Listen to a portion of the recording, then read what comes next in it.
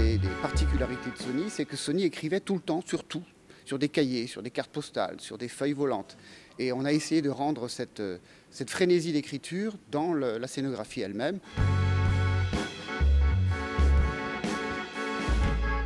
C'est aussi surtout quelqu'un qui a écrit dans une langue particulière, très particulière, en tordant le cou à la grammaire française, en étant inventif continuellement au niveau de sa phrase, en ayant une sorte de logorée écrite incroyable qui a marqué et qui marque toujours les écrivains africains, parce qu'il se permet d'utiliser la langue comme un outil et non pas simplement comme le français classique qu'on pourrait imaginer.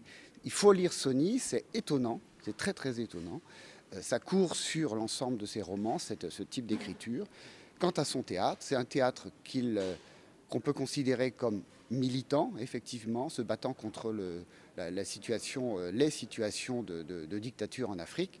Et ce qui est aussi important de signaler, c'est un aspect de Sony qui n'est pas très connu et qu'on a essayé de mettre en valeur dans cette exposition, à savoir Sony le poète. Sony le poète qui a très peu été édité, au bruit des autres à Limoges d'ailleurs, dans les années 90. Également, là très récemment, le CNRS vient de sortir, là, en septembre dernier, une anthologie de la poésie de Sony. Sony est d'abord un poète.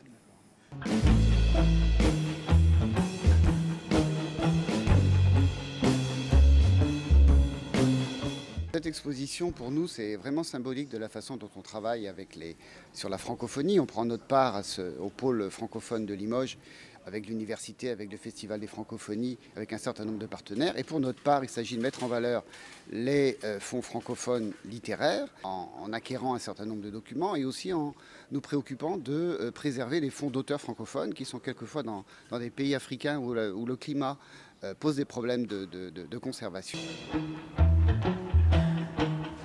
Ces documents sont dans le fonds BFM, qui a été abondé donc par la famille de Sony Laboutancy depuis le Congo.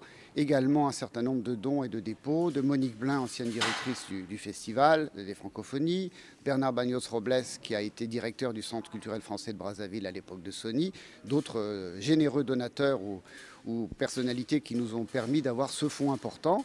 Et ce qui est important pour nous dans cette philosophie de présentation de l'exposition, c'est de montrer qu'il ne s'agit pas de stocker dans des sous-sols les richesses de la BFM, mais de les montrer au plus grand public.